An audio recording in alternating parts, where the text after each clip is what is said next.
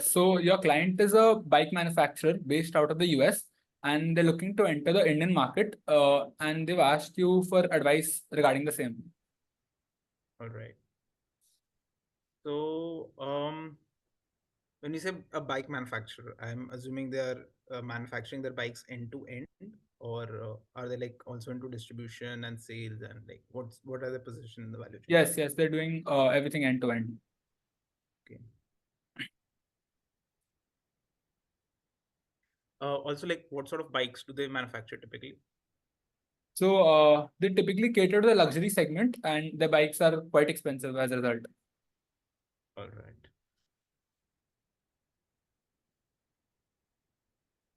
So, like, I mean, is there any particular reason as to why they want to enter the Indian market?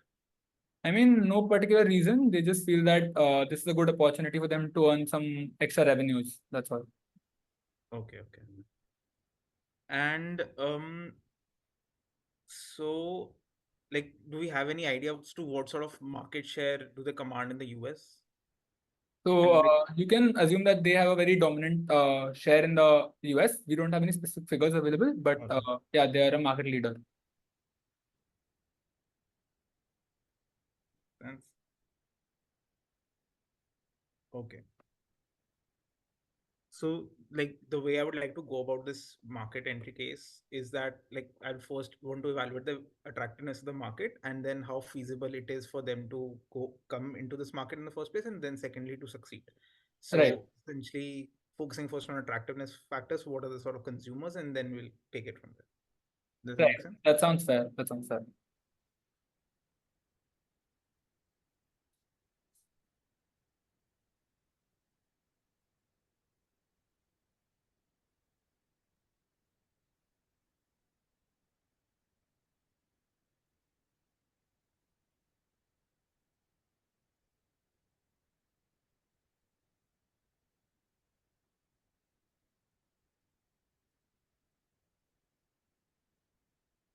So let's start with the consumer bucket.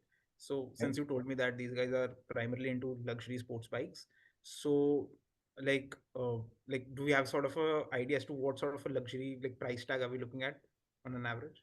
So you can assume that it's in the price range of 3 to 4 lakhs. All right. So like has the company done some analysis as to sort of figure out what it would be the size of its target audience in India?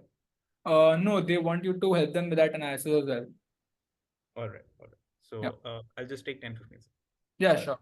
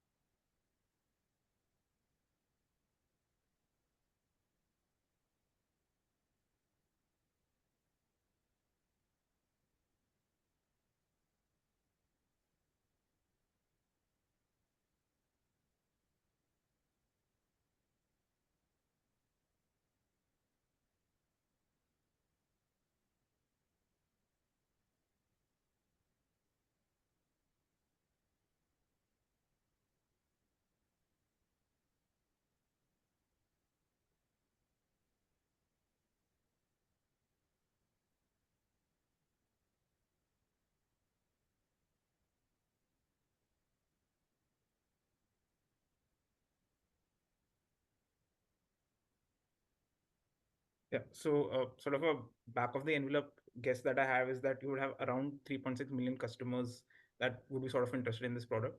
So the way we go about is that we have a population of approximately 1.2 billion, right? And I'm assuming that since we are still a developing country, about 10% of the population would be uh, like would have this sort of resources to afford such sort of a product. And out of that, assuming that because it's like a sports bike, it's primarily catered towards those who are sort of a younger demographic profile. And in that sense, it typically, I mean, your typical age group would be around from 20 to 35, right? And we also understand like considering sort of the median age in India is around 28. I mean, the sort of a ballpark estimate is around 30% of your population here would be sort of the people who would primarily be sort of your target audience. And in Right. that youth profile, uh, I mean, just sort of a estimate as to what sort of people would actually be interested in biking, sports, and then biking in general. So that would be just about 10%, if that. Right, That sort of seems to be the number we have here. right.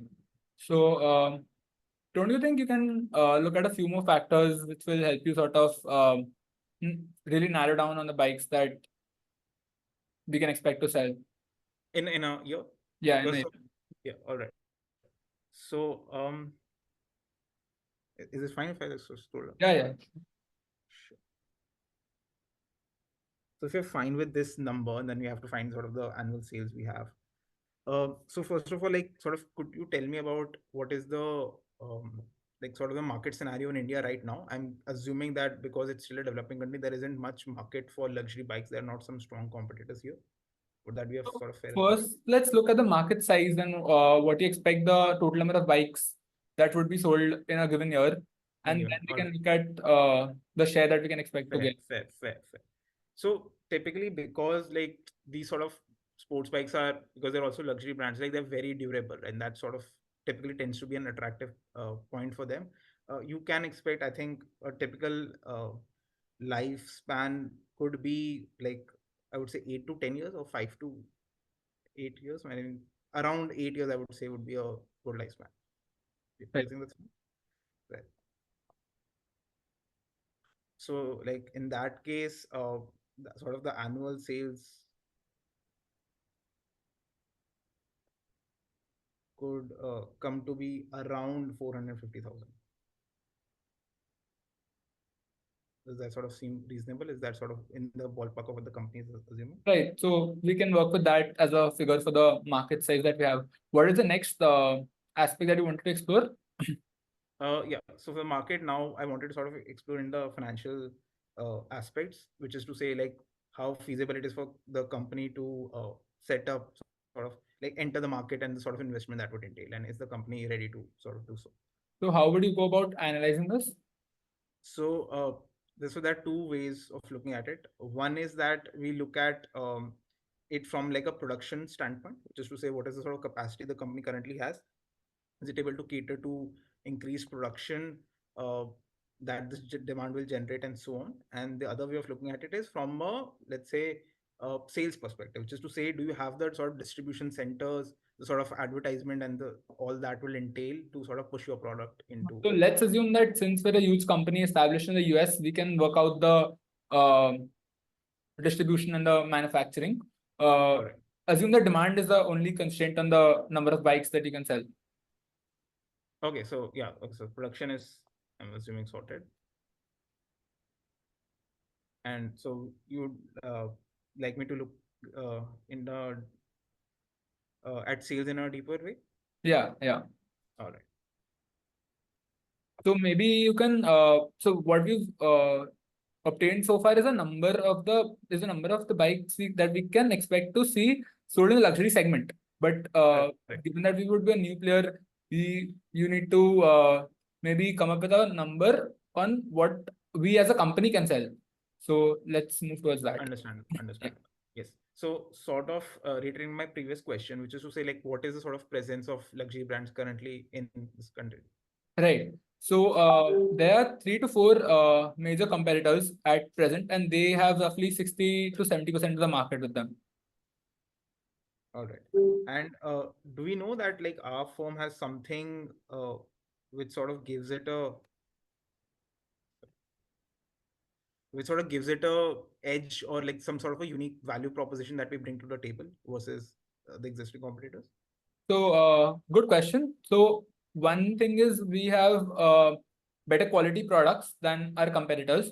And secondly, given that we do not currently operate in the Indian market, we plan to position ourselves as sort of an imported luxury item in the Indian segment. And that is something that puts it at an advantage to the players that already exist in the Indian market. So, we believe that our foreign origins and the fact that we are seen now as more of a luxury brand than our Indian counterparts. That is how we see the situation. All right. Okay.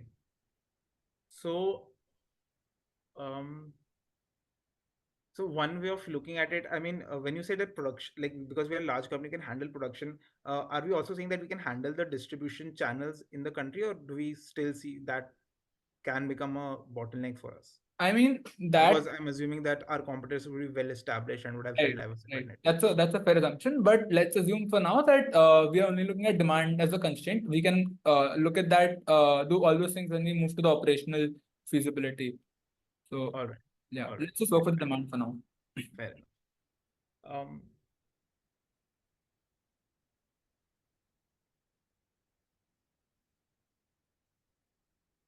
just give me 10 seconds.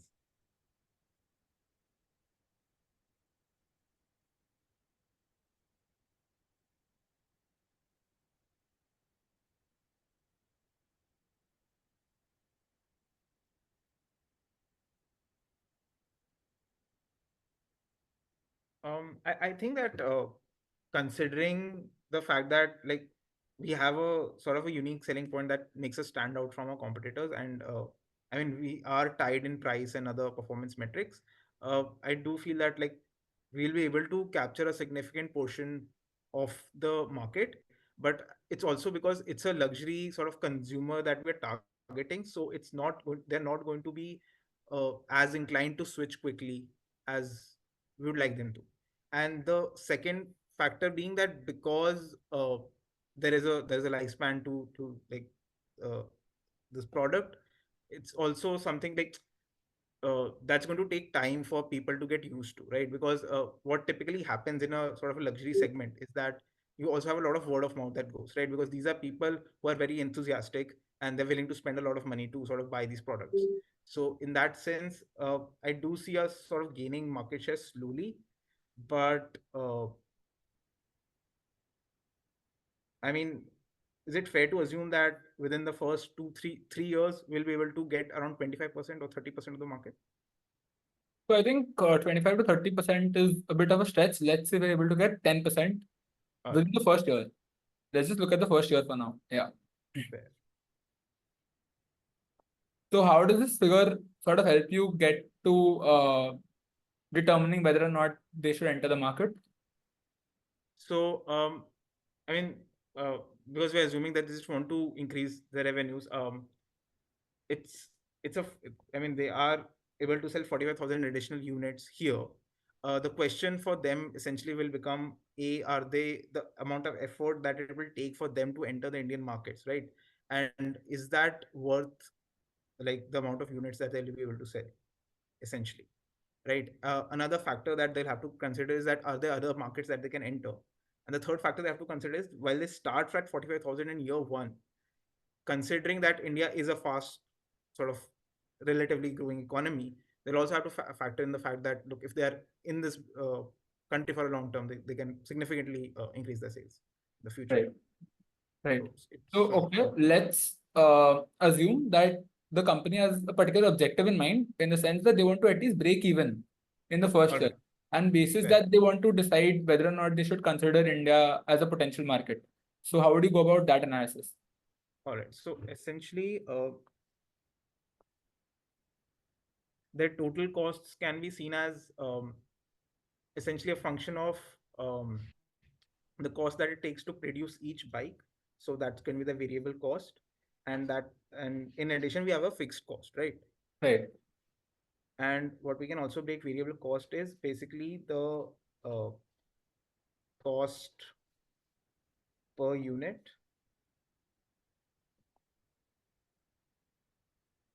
into quantity plus the fixed cost. And for them to break even, this has to be essentially equal to the revenues they make. Right. And revenues in this case can be seen as essentially the margins, or in this case, okay, let's just say the the price that they charge for each bike into the quantity, as we're talking about top line. Right. So for this to be equal, essentially you're saying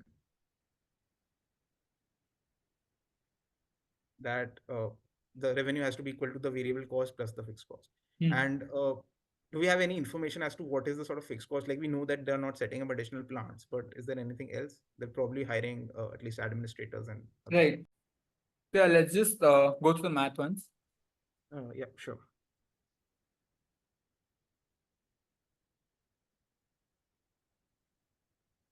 So just assuming that revenue is priced into quantity, and we have already calculated quantity to be around 45,000. Any idea on what the price is? So yeah, you can assume that the price is around 3 lakhs.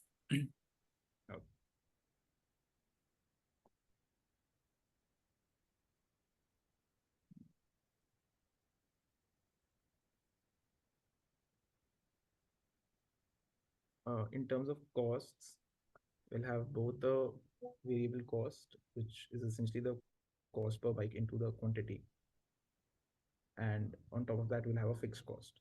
So, has the client provided us with any information on these numbers? So you can assume that they have to incur fixed costs of about 20 crore if they want to enter this market. And on the per unit cost, you can assume that it costs them about 2 lakhs to manufacture one bike.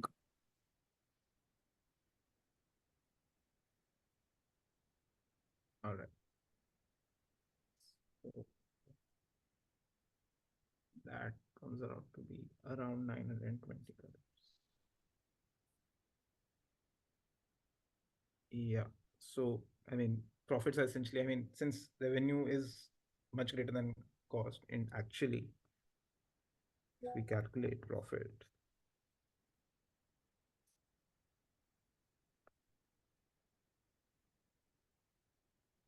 it's around 430 CR.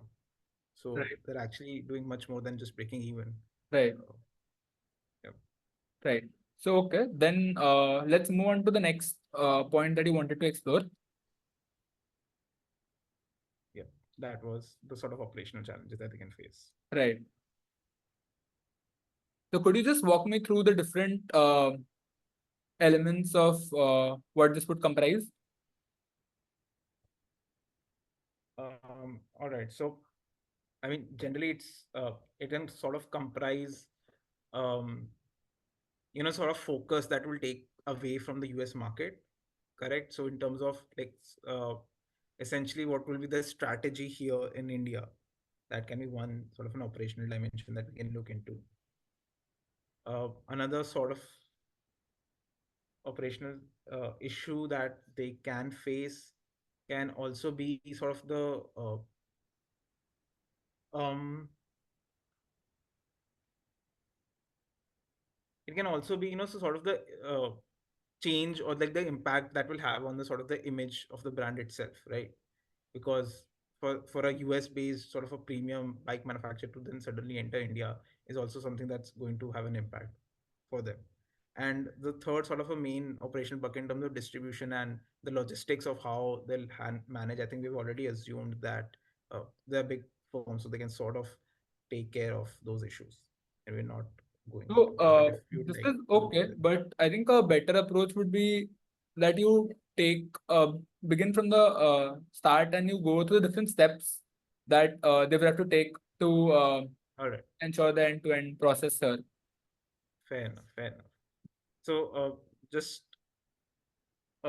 asking again, like would like logistics and like yeah, so in that case, like would that also be a metric that will be sort of focusing on, or are we assuming that that's a sort of a issue that No, I they mean, can let's just first look at the different fair, things that they'll be required to do, and then we can fair, look. Yeah. fair. So entering into the Indian market, I mean, first, I mean, obviously they'll have a sort of a you can say sort of a market research sort of a thing that I think we've already done for them. But from there on, because I don't see bicycle sort of even sports bicycles to be a very heavily regulated industry, I don't think that they'll have a lot of trouble with the government, and it's not something that they're likely to face any regulatory issues as such entering into India. Right. Um, the third sort of issue that can happen for them is, of course, sort of a distribution network. That is sort of something we already covered. But because it's a product, and because it's like a sort of a pricey thing, that like people would generally like to experience this before like buying it. So online sort of e-commerce is not going to cut it, so they'll have to require some physical presence. Right.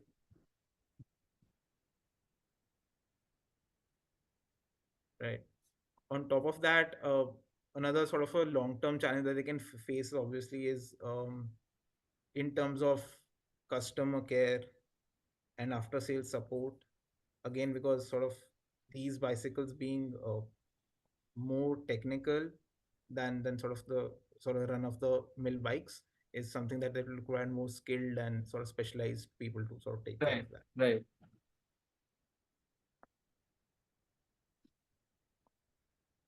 Um, yeah. Another issue obviously is going to be, so yeah, just one question, like yeah, we have already assumed that like we have excess sort of production capacity, so we are not planning on setting up any plants as such in India. It's I mean, probably we going to don't be, have excess capacity, but we can assume that they'll be able to set up anything that is required. That is okay. okay, so production is sort of not a concern for us, right? Yeah, yeah. All right.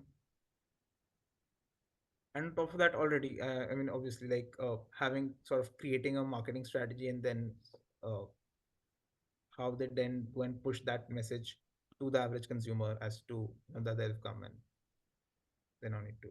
Right, right. So, is there anything else that you want to add over here, or should we move on to the next aspect? um just give me 10 seconds.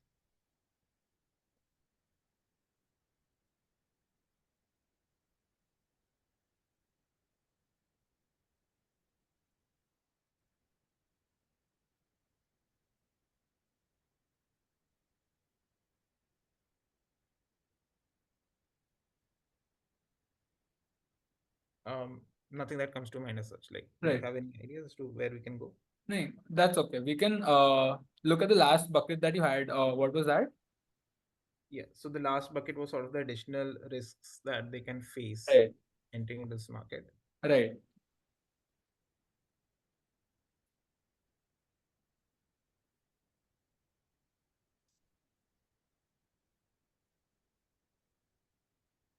Um, yeah. So I mean, sort of the biggest risk um that they can face within India, and like, um, is one risk. I mean, sort of we have already touched upon is reputational, right? I mean, the fact that they're going from a very developed country and like as a high profile luxury item to India can right, backfire in America, which right, continues to be their home market, regardless of the sort of money they make in India. right, And that is something that the way they manage their image is something that they'll have to be very careful of. right, Correct. Um, Secondly, of course, I mean, this is sort of the typical legal risks that come when you go and sort of do business in a developing country, especially for that firm which is primarily concerned only in has only dealt business in America. So that is also something that they'll have to be a tad watchful out for. right, But generally, because of the nature of the business, I don't see a lot of, social or even economic or let's say political sort of concerns that will come their way, right. right? Because it's mostly a mass consumer product at the end of the day, the consumer product. So, any other risks that you can maybe imagine apart from the ones that you mentioned? Or Um,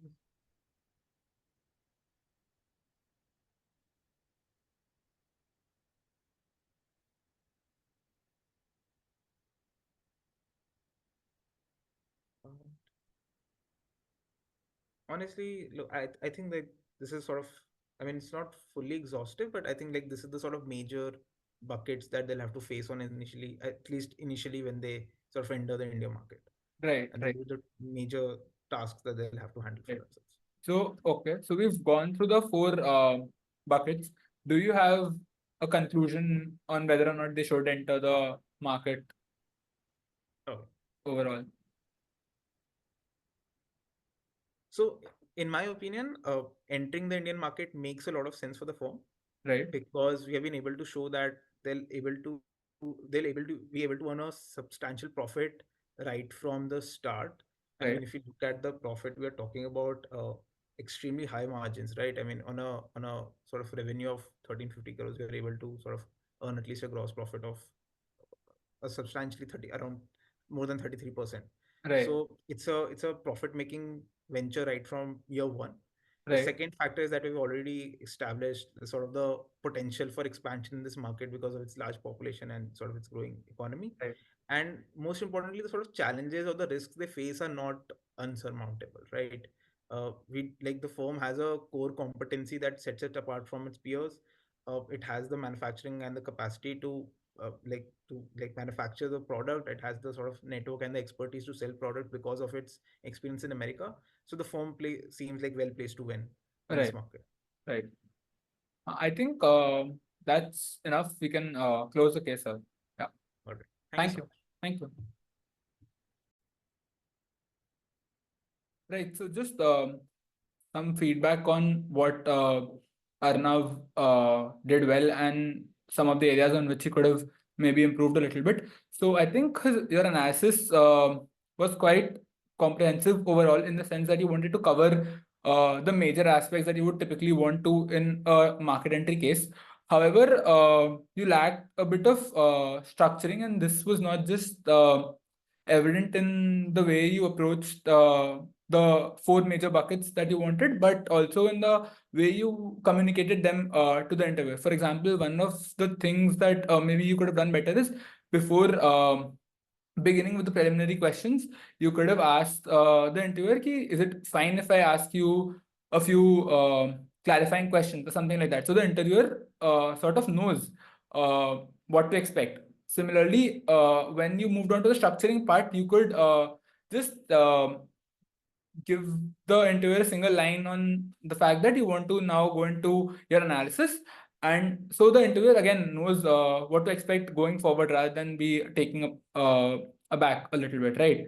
So that is something you could have done. So on the preliminary questions, one more thing is you asked a few relevant questions, but they were not very comprehensive. Like for example, the point on the USP that or any distinction that we have from our competitors, that should ideally come before rather than right in the middle of the structure. So that is so things like that you should try to ask when you're clarifying the problem statement and trying to understand the company. Otherwise, it sort of shows that you maybe forgot about it and then thought of it towards the end, which is not a good impression to leave. Right. Then now coming to your structuring. So one thing is again, like I said, the four key buckets identified, those were good, but on the you were not very clear on what you wanted to do with the customers and the financials part at the beginning, right? So on the customers part, firstly, you can maybe call it something like uh, market attractiveness, which you did, but when you were writing it, you wrote it as customer or something like that. So something like market feasibility or market attractiveness, something like that. This sounds better, and then you can take a more layered approach, right? Like you can then maybe take it like this, that you want to estimate the market size, then you want to look at the market share to arrive at the number of bikes that we can hope to sell. You did that analysis, but I need to nudge you towards it, and it was a little unstructured. So if you convey it to the interviewer in this way, that might be a bit more helpful. Again, one small point on the market share. So ideally, when you're looking at the market share, you should be looking at some sort of benchmarking, right? So what you can do is you can look at what the company did when it entered the US market, like what kind of share was able to get. And you can also look at what other, the latest or the recent peers have been able to get in the Indian market to get an idea rather than just taking a rough number like 30%, which you did. So that just shows to the interviewer that you're more analytical in your thinking, right? Again, with the so that is okay. Now, when I asked you about the financial part, one thing you could have again done better is tell the interviewer what analysis you actually want to do, right? So you just told me financial, and even when I tried to clarify, you were not able to convey very convincingly ki, ha, this is what I want to tell you, and this is the thing that will help me decide on the entry decision, right? So you got there in the end with the break even part, but again, it's just better to convey to the interviewer, ki, this is the analysis that I want, and basis this, I will decide whether they should go ahead with it or not. For the operational part, again, uh, your points were pretty much fine. You missed out on a couple of elements there, but ideally you can approach it with a value chain, the typical structure that we have, right? Like from R&D, raw materials, production, and things like that. You covered a few of those, but the way you expressed it, it was not clear that you had a proper structure in mind. So, and similarly with the risks, it looked like you were doing some sort of laundry listing, and that is not ideal. You can maybe try to use some structure, like you use the PESTLE framework, that is okay. But apart from that, you can maybe, categorize it into something like firm level risks, which are, unique to a firm, or industry level risks, which are same for all industry players, or something like that, right? Some structuring is fine. The interviewer is not expecting you to list down all the risks, but you need to be able to at least convey that there's a structure to your thought process. Apart from that, I think, like I said, your analysis was uh, fine. You wanted to cover the right things. You could have just been a little more clear with the structure and with the communication as well. So yeah, I think that's the feedback that I had. Yeah.